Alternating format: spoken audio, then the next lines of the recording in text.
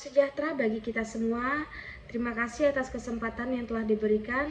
Izinkan di sini saya akan mempresentasikan terkait ujian tengah semester yang telah diberikan oleh dosen saya terkait dalam mata kuliah pemrograman berbasis perangkat bergerak, Literature Review. Sebelumnya saya akan memperkenalkan diri. Nama saya Oktida Metamara Sidorus, dan di sini saya akan menjelaskan yang pertama itu tentang analisis perbandingannya, yaitu Java dan juga Flutter. Dan di sini yang akan saya jelaskan itu tentang perbedaan arsitektur dasarnya. Native, Java, Kotlin.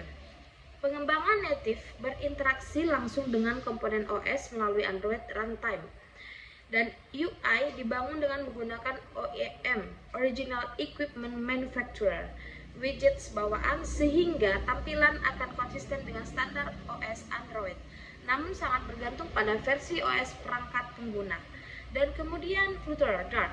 Flutter tidak menggunakan OEM, Original Equipment Manufacturer, widgets, melainkan menggunakan engine sendiri dan merender setiap pixel secara independen menggunakan Skia Graphics Engine. Flutter lebih menjamin tampilan yang konsisten di segala perangkat, namun terdapat risiko overhead ukuran aplikasi karena harus memuat mesin grafis tersebut. Lalu di sini ada penjelasan dan kemudian deskripsi tentang perbedaan arsitektur dasarnya yang sebelah kiri dan sebelah kanan, yaitu Native Android Architecture dan Flutter Architecture. Kemudian Native Android aplikasi ini seperti Java, Kotlin, dan kemudian menurun ke Android Framework, yaitu diaktifkan, kemudian di service, kemudian di broadcast receiver, lalu lanjut ke OEM widgets dan kemudian device-nya. Kemudian di Flutter arsitekturnya juga di dalam aplikasi Flutter itu ada material, kemudian rendering, lanjut ke Flutter Engine yaitu pemrograman C++, di mana itu ada Sky Graphics, kemudian text layout, lanjut ke platform channels dan device-nya. Lanjut di sini saya akan menjelaskan tentang efisiensi memori dan ukuran aplikasi, di mana native itu mengkonsumsi memori jauh lebih sedikit dibanding Flutter, sehingga ukuran aplikasi yang dibuat akan jauh lebih kecil daripada Flutter.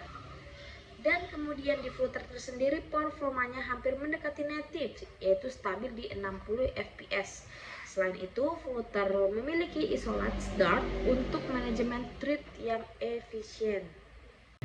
Kemudian di sini saya akan menjelaskan tentang produktivitas pengembangnya. Hot reload-nya yang pertama ialah Flutter ini memungkinkan pengembang dapat melihat perubahan kode secara instan tanpa harus kompilasi ulang secara penuh.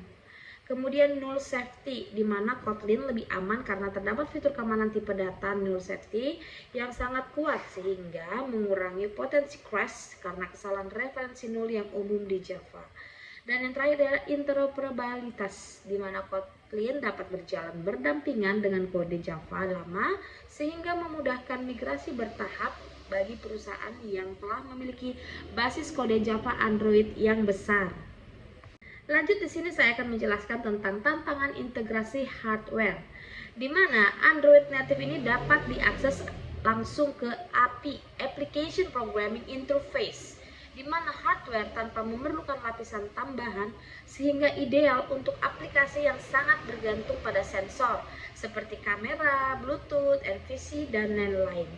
Kemudian sedangkan Flutter ini walaupun unggul dalam segi UI, namun membutuhkan platform channels untuk mengakses fitur spesifik dari sebuah hardware.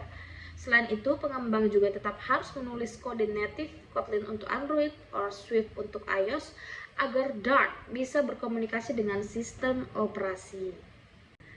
Lalu di sini ada penjelasan terkait daftar pustaka. Daftar pustaka ini pun juga terdiri dari beberapa, bisa diperhatikan di sini ada Tebuska, kemudian The Pombo, Visualities Danija yang diambil dari Cross Platform Empirical Analysis of Mobile Application Development Frameworks, kemudian GSPTI0 yaitu empirical testing over establishing benchmark, yaitu process review and comparison between Java, Kotlin, and Android performance. Kemudian PSQMR, performance evaluation of Kotlin and Java and Android runtime. Dan yang selanjutnya PSQMR, Overia, dan Wasilewski, dan kemudian Muller. Di sini menjelaskan di tahun 2020 an empirical investigation of performance overhead in cross-platform mobile development frameworks. Di sini ada beberapa tahap dari daftar pustaka yang sudah dirangkum menjelaskan terkait dengan presentasi ini.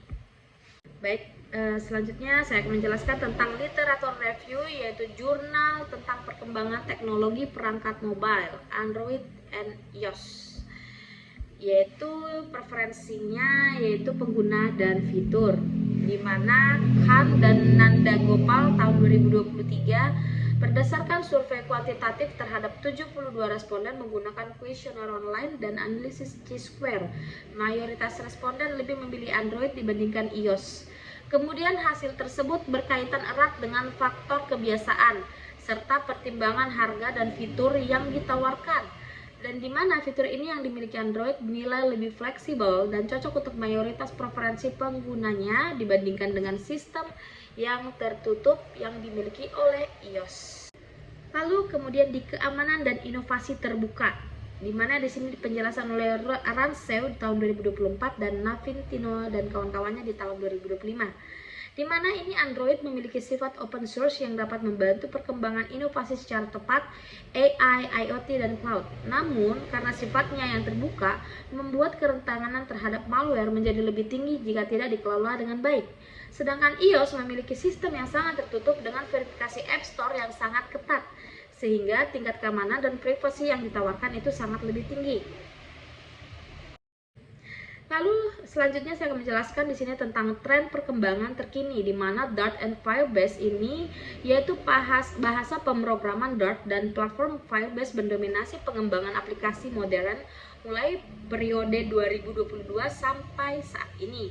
Dan kemudian metode waterfall-nya, yaitu walaupun metode ini masih agile populer, namun metode waterfall ini masih menjadi pilihan utama untuk digunakan dalam penelitian akademis. Dan yang terakhir ialah ada juga CapCut, aplikasi CapCut ya, yang saat ini itu aplikasi berbasis Android ya. CapCut ini juga ada juga di iOS, yaitu telah terbukti dapat meningkatkan minat, pemahaman, dan motivasi belajar siswa secara efektif. Dan selanjutnya di sini ada rangkuman untuk daftar pustaka tersebut, di mana Khan and R. Nanda Gopal, Study on iOS versus Android Features, International Journal of Novel Research and Development.